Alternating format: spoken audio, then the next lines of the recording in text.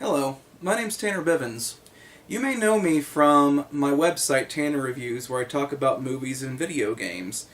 You also might know me from my podcast, The Nerdiest Talk Show on Earth, as well as my work with ProjectDerailed.com.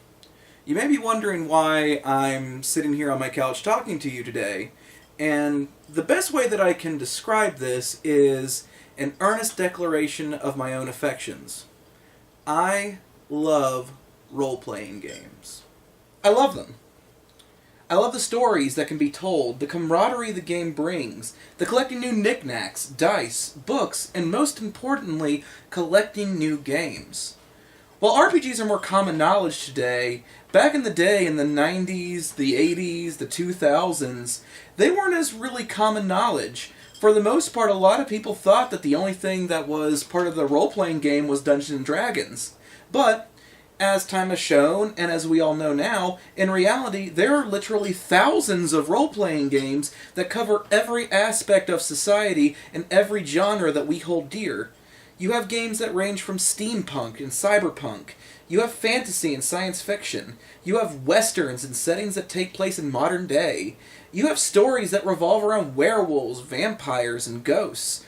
You have movies and television shows, video games like Firefly, Babylon 5, Star Wars, and Star Trek. You have Game of Thrones, and you even have Lord of the Rings. That's right, you have a game based on Dungeons & Dragons that was based on Lord of the fucking Rings. Talk about a circle of life. And that is only scratching the surface. I mean, honestly, I have hundreds of books around here on these shelves over here, as well as on my desk over here. I even have double that on my computer in PDF forms that I've collected over the years. And that is only scratching the surface on the number of role-playing games that are out there. There are hundreds of thousands of them. They're everywhere. It's really amazing. So I thought to myself, how about we have a series, a web series, that is dedicated to looking at these different role-playing games. And obviously we're going to get to things like Dungeons & Dragons and its different editions. We'll talk about things like Shadowrun and World of Darkness, the more popular mainstream of these. But really, this web series is going to be dedicated to looking at the more obscure ones, the ones that kind of fell out of the mind's eye or just aren't talked about as much. So this web series is going to be titled Crit or Botch, and it is really meant to love and look at different role-playing games from different genres of all different kinds of parts of society and things that we hold dear. So, for this first episode of Crit or Botch, I was actually thinking long and hard about which game I actually wanted to cover first. All things considered, I have a lot of books and a lot of role-playing games, a lot of which a lot of people haven't even heard of. And I thought that the best way to really start this series off is to not only pick a role-playing game that's very obscure and not known by damn near anybody, but also one that is definitely on the more bad side of things. Because I want to really show to everybody that there are lots of these games out here and they range from good to bad, but there's a lot of the more obscure ones that are just plain terrible. So, for the first one, I want to talk about a diceless role-playing game that is based off of an obscure 1993 television series called Wetsuit.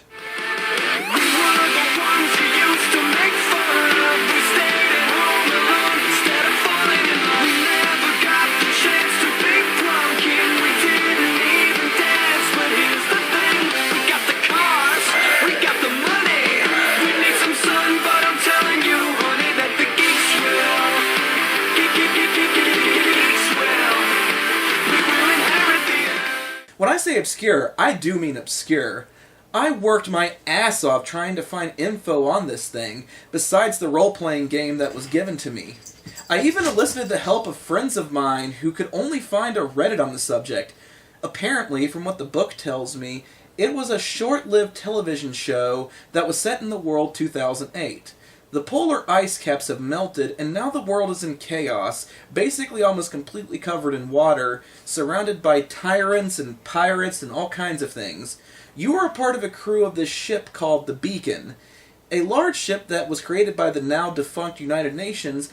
Basically, they just sailed across the world looking for different tyrants and escapades to get into.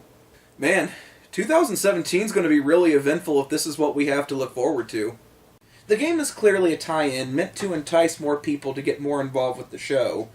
Apparently the people who made this were clearly seeing dollar signs, because even in the book it is so boastful that it even asks you to tune in 9 o'clock, 8 o'clock Central Time.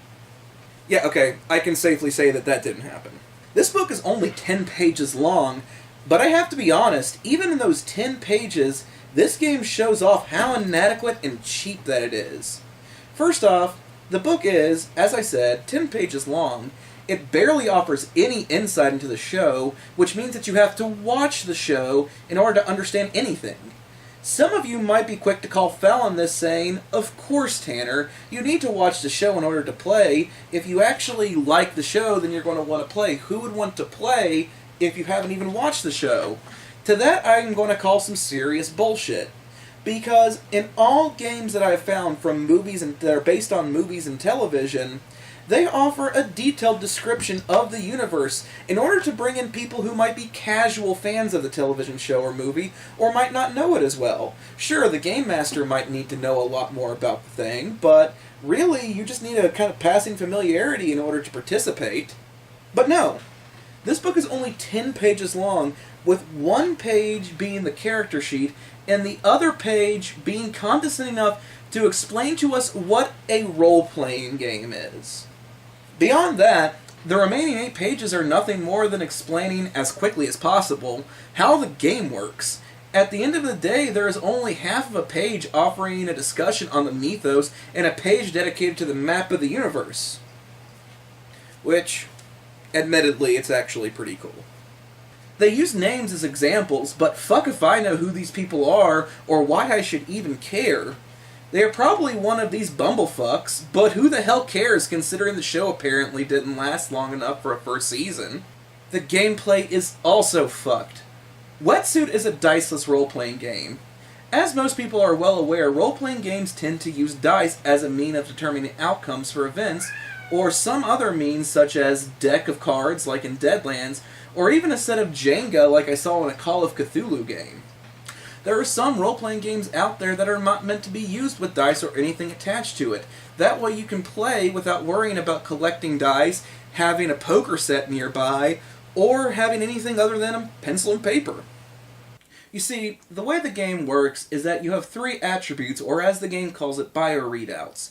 Your wetsuit readout, which is how good you look in a wetsuit, your glasses readout, which is how intelligent you are, and your haircut, which is your social presence. While these areas do boil down to the 3 general concepts of role-playing game, your physical strengths, your smarts, and your social presence, I do love how condescending the game gets by boiling down your strengths and social presence to just about how good you look. Also, the text screams of dipshit middle-aged person trying to relate to a group of teens. You are so cool, fresh, and totally modern. Like, yeah, hip and fresh urban gangster flavor. Either way, you're given 8 points to put into each category. You have to put 1 into each of them, so that gives you 5 to kind of play around with how strong your character is, or how intelligent, or something to that effect. You then have to select 4 traits to go along with your character. These traits can be a little soft RP, make them up as you go type of deal, but the game does offer a few examples like ex-pirate, cat burglar, flipper feet, gray-haired, and so forth. You are finally able to choose one of each under the 4 backgrounds of memento, contact, secret, and incident. I actually kind of like this part. It doesn't add a whole lot, but it gives you a moment to actually build a character and build a person. Give them incidents that happen in their past, or a memento or keepsake they hold on to, a friend they can contact on the ship. It's one of the better and more simplistic roleplay aspects of the game. I mean, that's at least one nice thing I can say about it. Gameplay itself is rather straightforward after that. The way checks work is the game asks you to make checks either with wetsuit, glasses, or haircut. You then take traits that are related to that particular score. If your points go over, you succeed. If your points fall short, you fail. That is pretty much it. Besides a little bit on reviews and also how to build the last scene, the game boils down to just very quickly building a character and then soft RPing with your friends. It's meant to just be a fast food role-playing tie-in. Too bad the TV show didn't work out. As far as deciding on whether or not this game falls into crit or botch category is relatively simple. While the game does earn some points for being a quick character creation game that is meant to get a character out quickly and efficiently, to get them playing and to immerse themselves into the world, the rest of it falls flat or is just downright condescending. The book is painfully short, with only 10 pages that barely offer any insight into the mythos, especially since this mythos can kind of be a little cool. But, considering that this game is a soft RP and I know nothing about the television show, I'm kind of left out in the cold. The wording feels like a middle-aged man trying to relate to his teenage daughter in the 90s. The ability readout scores boil down the complexities of the human interaction with just about how good you look. And ultimately, it just feels like a cheap cash-in to go along with a television show that never really materialized. So, at the end of the day, the first role-playing game that goes on to the show Crit or Botch ends up in the botch category. Now, I have to actually say that this show is going to be dedicated to all kinds of role-playing games, so you're going to find good and bad alike. However, I know very well that shows like this tend to want to see the host in a bit of pain, so there's probably going to be more botches than crits along the way. But such is the way of life. So, I ask you, please, like and subscribe for more. There's going to be more of these coming out. Also, please go to tannerreviews.com or projectderailed.com to find more of me. Also, please check us out on SoundCloud with the nerdiest talk show on Earth. Well, now that I'm done with this, I'm really going to need to kind of have a palate cleanser, so if you'll excuse me, I'm going to go check out Vampire the Masquerade.